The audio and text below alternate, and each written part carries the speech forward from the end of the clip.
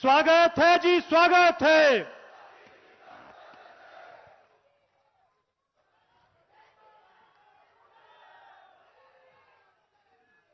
भारत माता की, भारत माता की, भारत माता की। तुहां सारे हमीरपुर आलिया जो मेरा प्रणाम। अज बिंजो तुसा सारे लोकां दा आशीर्वाद लेने दा मौका मिला। यह मिंजो दाई बड़े ही सौभाग्य की गल है। मेरा तुसा सारे जो एक बारी फिर हत्था जोड़ी करी प्रणाम।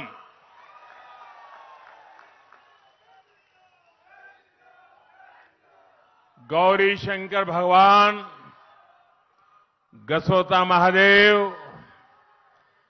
भगवान नरवेदेश्वर, भगवान मुरली मनोहर, मां टौणी देवी, बाबा बालकनाथ और सभी देवी देवताओं को मेरा प्रणाम।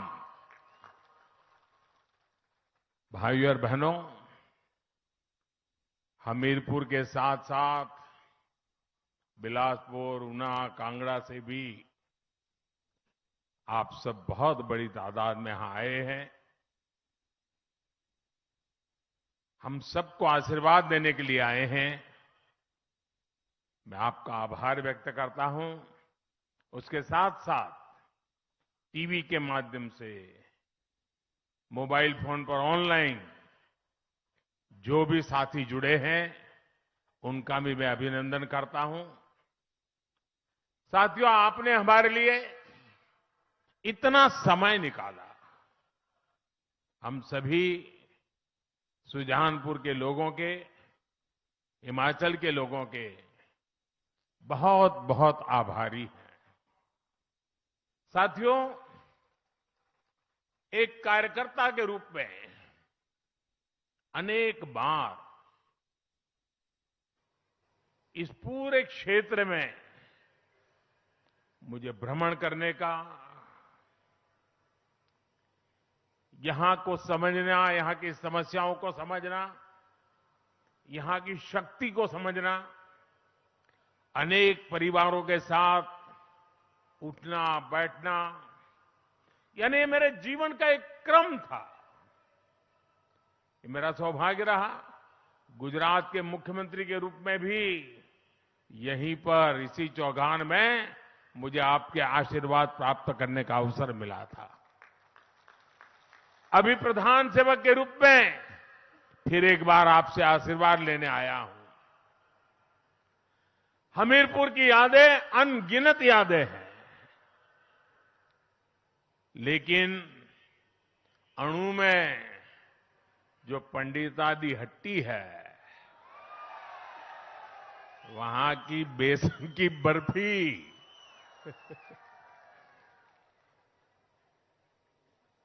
उसकी मिठास कौन भूल सकता है भाई। मुझे इतने साल हिमाचल में आप लोगों के बीच बहुत कुछ सीखने का मिला है। अनेक लोगों के साथ जमीन पे काम करने का मौका मिला। और आज जब मैं यहां आया हूं तो भाई प्रवीण शर्मा की याद आना बहुत स्वाभाविक है। अनेक वर्षों तक प्रवीण के साथ काम किया और उन्होंने तो हमीरपुर के विकास के लिए भी कितना काम किया था। अब से कुछ महीने पहले ही वो हम सबको छोड़ के चले गए। मैं आज हमीरपुर आया हूं तो उन्हें भावभीनी श्रद्धांजलि भी अर्पित करता हूं।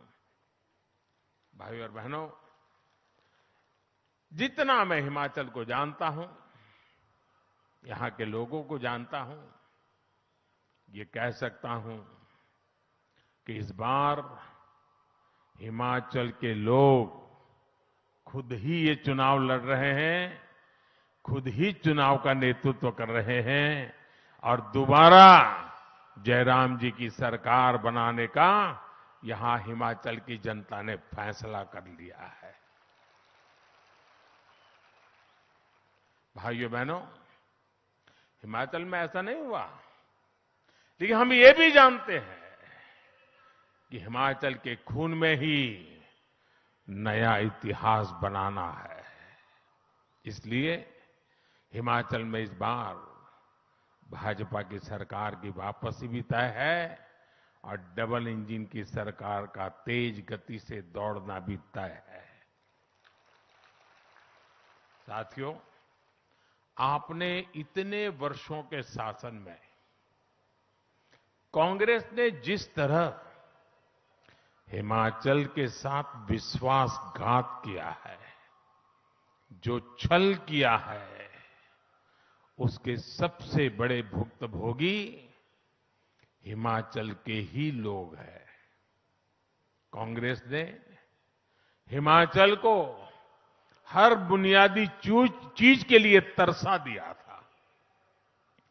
वहीं भाजपा है जिसने हिमाचल के हर घर घर को बुनियादी सुविधाओं से जोड़ने के लिए दिन रात ईमानदारी से प्रयास किया है। इस वजह से आज हिमाचल के लोग, पूरे देश के लोग भाजपा पर इतना विश्वास करते हैं। भाजपा पर देश का ये भरोसा लगातार मजबूत होता जा रहा है। अभी 2-3 दिन पहले ही देश के कुछ राज्यों में उपचुनाव के परिणाम आए हैं। आपने देखा होगा कि जहां कभी भाजपा को बहुत कमजोर माना जाता था, वहां भी लोगों ने कमल का फूल बढ़ चढ़ करके खिला दिया है। लेकिन कांग्रेस जहां बहुत ताकतवर होती थी, सरकार में होती थी या तो कभी मुख्य विपक्षी दल होती थी, वहां की कांग्रेस की स्थिति दिनों दिन बिगड़ती ही जा रही है।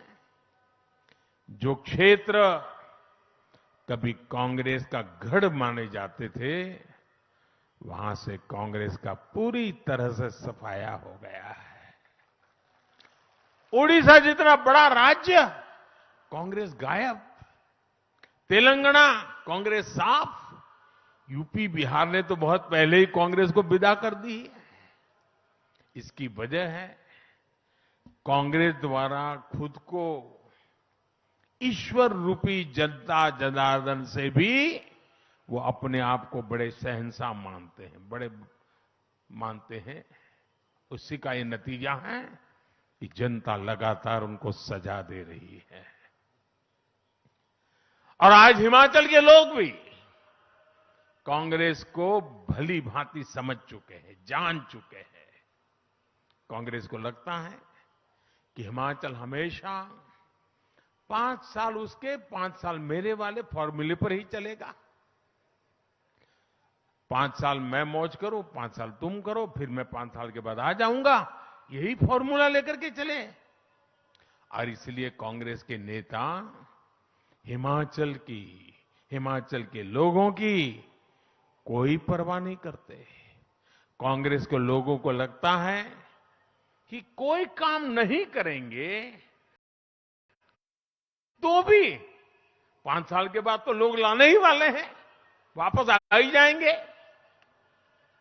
आप मुझे बताइए साथियों, कांग्रेस यहां पिछले 5 साल से विपक्ष की भूमिका में है, लेकिन इस दौरान दिल्ली से कांग्रेस के ऑल इंडिया लीडर लोकसभा चुनाव के प्रचार को छोड़ करके क्या कभी आपका हाल पूछने के लिए आए थे क्या? कभी आए थे क्या? कभी आपका हाल जानने के लिए आए थे? कभी कोई मुसीबत आई तो वो आपके पास आए थे?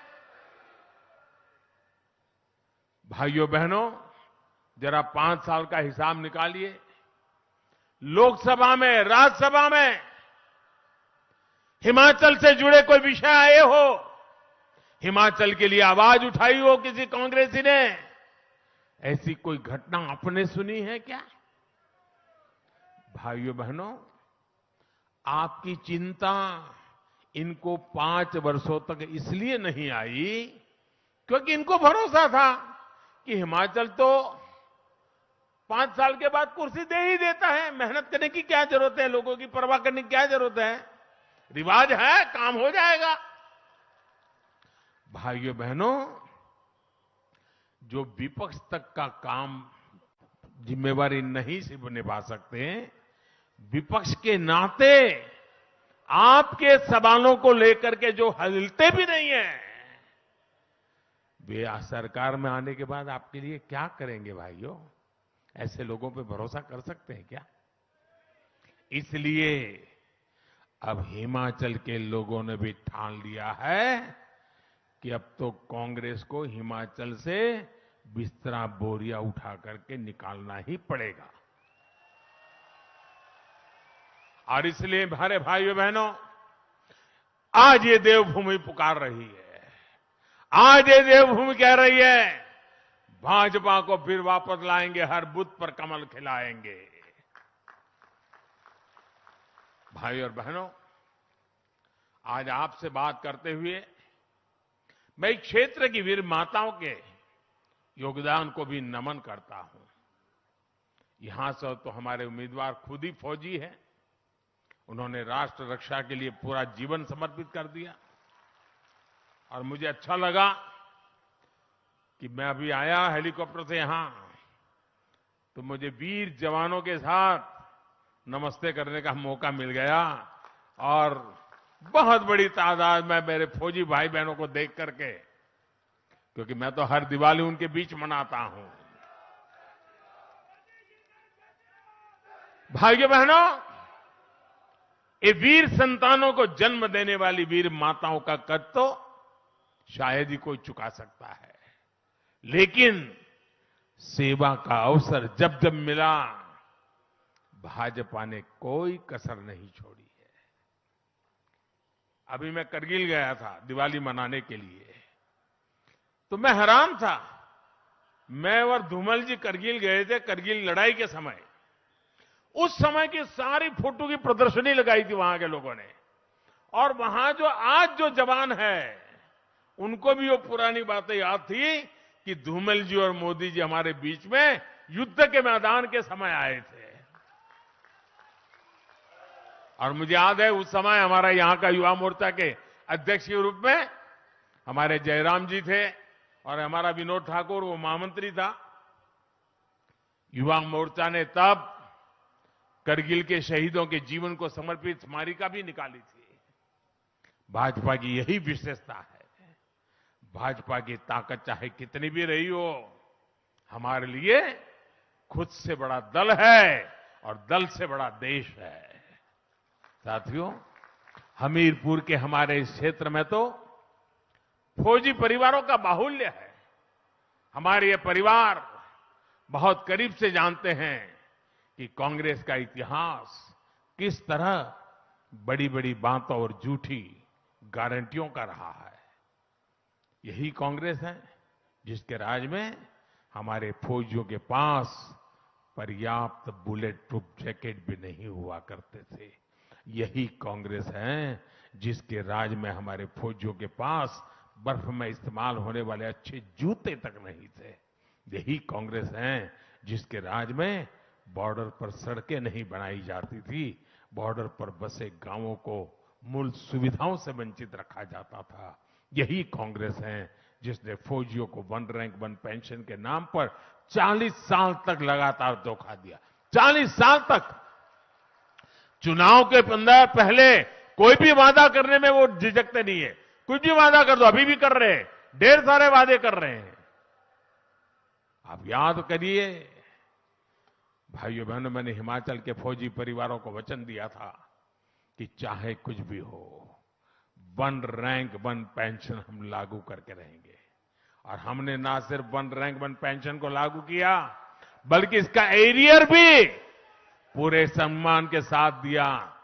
आज आप जानकर हैरान रह जाओगे कि वन रैंक वन पेंशन की वजह से अब तक लगभग 60,000 करोड़ रुपया देश भर के हमारे फौजी परिवारों के खाते में गए और ये अतिरिक्त राशि गई है। और साथियों, आपको ये भी नहीं भूलना है कि यही कांग्रेस है जिसके नेता आर्मी चीफ का अपमान करते हैं, फौज के लोगों की तुलना गुंडों से करते हैं। यही कांग्रेस है जिसके नेता सर्जिकल स्ट्राइक पर सवाल उठाते हैं, हमारे वीर बेटे बेटियों के शौर्य को कटघरे में खड़ा करते हैं। भाइयों और बहनों, भाजपा की सरकार के लिए देश की सुरक्षा और सैनिकों की सुरक्षा सर्वोपरि है। इसलिए आज देश में ही आधुनिक अस्त्र शस्त्र निर्माण किया जा रहा है। कांग्रेस ने रक्षा घोटालों का जो तौर तरीका बना दिया था, उसको बदला गया है। अब तो बेटियों के लिए भी तीनों सेनाओं के हर मोर्चे भी उसको भी हमने खोल दिया है। यहां तो 5 ही सैनिक स्कूल भी है। हम सैनिक स्कूलों की संख्या भी बढ़ा रहे हैं और इनमें बेटियों को भी दाखिला मिल रहा है।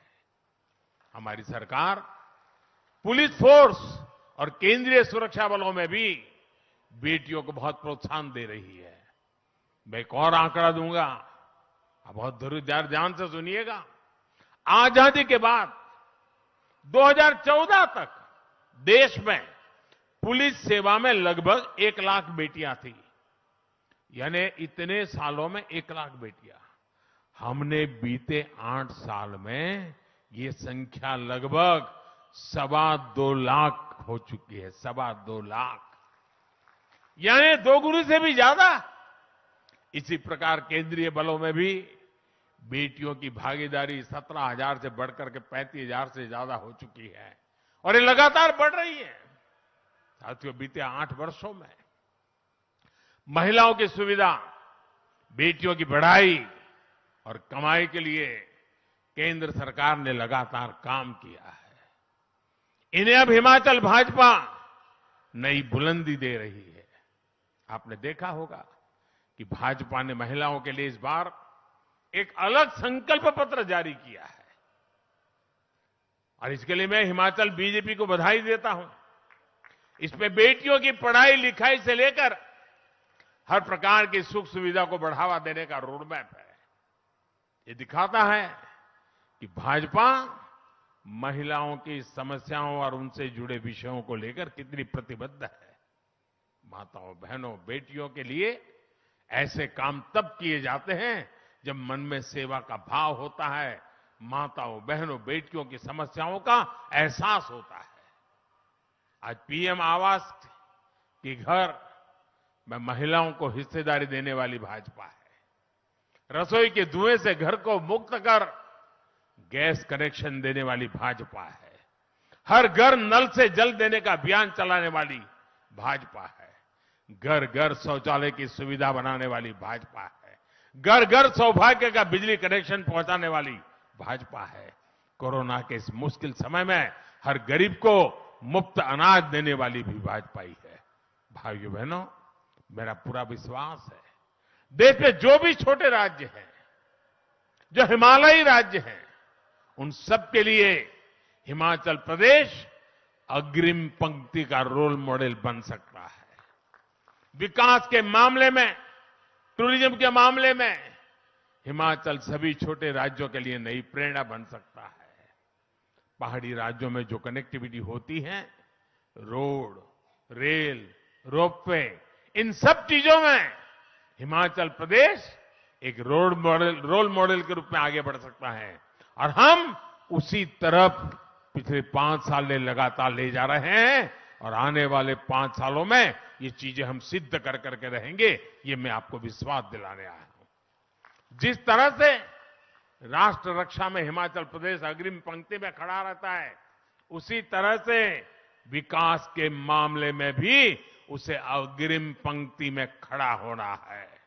हमें हिमाचल को पूरे देश के लिए एक रोल मॉडल के रूप में विकसित करना है। पिछले 5 वर्षों में दिल्ली और हिमाचल में भाजपा की डबल इंजन सरकार ने इसी दिशा में प्रयास किया है। ऊना में ट्रिपल आईटी, हमीरपुर में एनआईटी, बिलासपुर में हाइड्रो इलेक्ट्रिकल कॉलेज और देहरा में केंद्रीय विश्वविद्यालय है। बिलासपुर में एम्स बन गया है और हमीरपुर में मेडिकल कॉलेज है। यानी शिक्षा हो या स्वास्थ्य, डबल इंजन से डबल विकास हो रहा है। यही नहीं, इंफ्रास्ट्रक्चर और इन्वेस्टमेंट के मामले में भी डबल लाभ हिमाचल को मिला है। देश में सिर्फ 3 राज्यों को बल्क ड्रग पार्क के लिए चुना गया है। इसमें से एक ये मेरा हिमाचल है और ये भी हमीरपुर संसदीय क्षेत्र में बन रहा है। धौला सिद्ध प्रोजेक्ट बनने से यहां बिजली तो बनेगी ही, रोजगार भी बढ़ेंगे और किसानों, पशुपालकों को कमाई भी बढ़ेगी। यहां रेल नेटवर्क के विस्तार में हजारों करोड़ रुपए केंद्र सरकार लगा रही है। देश की चौथी वंदे भारत ट्रेन भी हिमाचल को ही मिली है। शिमला, बिलासपुर, हमीरपुर, मटौर, ये हाईवे पर ही लगभग 8,000 करोड़ रुपए का काम हो रहा है। ये विकास सबके सामने प्रत्यक्ष है। लेकिन हिमाचल के लोगों को एक बात हमेशा याद रखनी है, कांग्रेस को विकास के कार्यों से दुश्मनी है, इसलिए वो इन सारे कार्यों को रोकना चाहती है। जैसे रोड 2014 से 2017 दिल्ली में हमारी सरकार बन चुकी थी, आप हमें आशीर्वाद दे चुके थे, लेकिन हिमाचल ने जितने रोड़े अटका सकते थे अटकाने की कोशिश की, ताकि दिल्ली से जो विकास का प्रवाह यहां आए वो हिमाचल में नहीं जाना चाहिए।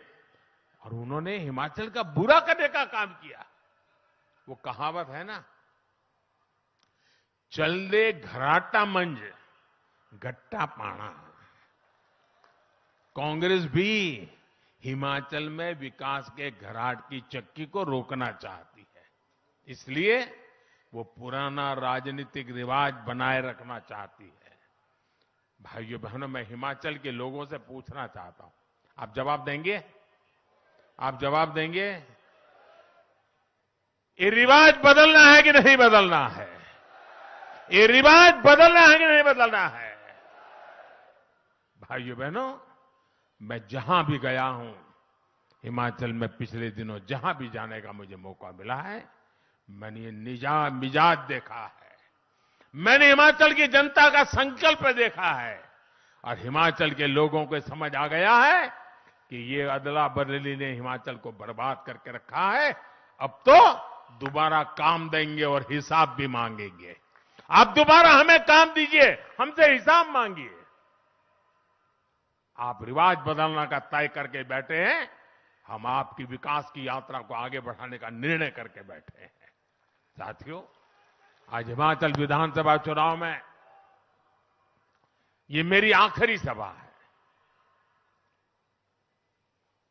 इस चुनाव में अब मेरा कोई सार्वजनिक कार्यक्रम के लिए अब समय नहीं बचा है, लेकिन आप जरूर एक बात याद रखेंगे, कांग्रेस स्वभाव से विकास की दुश्मन है। वो लोगों को मुसीबत में जीने के लिए, मजबूरी में जीने के लिए हमेशा सोचते हैं ताकि उनकी जरूरत पड़ जाए। भाजपा ही है जो हिमाचल को विकास की नई ऊंचाई पर ले जा सकती है। इसलिए इस बार हिमाचल में भाजपा सरकार की वापसी जरूरी है। और आप तो जानते हैं, कोई देश का प्रधानमंत्री अगर हिमाचल की हर छोटी मोटी बातों से परिचित हो यहां की हर पहाड़ियों से परिचित हो, यहां के रास्तों से परिचित हो, यहां से लोगों से परिचित हो, तो दिल्ली में बैठकर को आपके काम आएगा कि नहीं आएगा? आपका विश्वास बढ़ेगा कि नहीं बढ़ेगा? अब मैं तो दिल्ली में हूं ही, अगर यहां मेरे अनुकूल लोग होंगे तो मैं ज्यादा काम कर पाऊंगा कि नहीं कर पाऊंगा? सीधी सीधी हिसाब है जी। और इसलिए दिल्ली का फायदा भी लेना है तो हिमाचल में भी बीजेपी की सरकार को बनाना है ताकि डबल फायदा मिल जाए।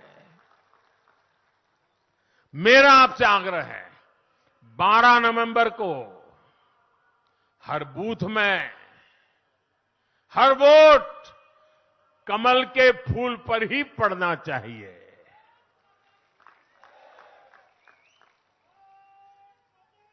मेरी ये बात घर घर पहुंचाओगे आप?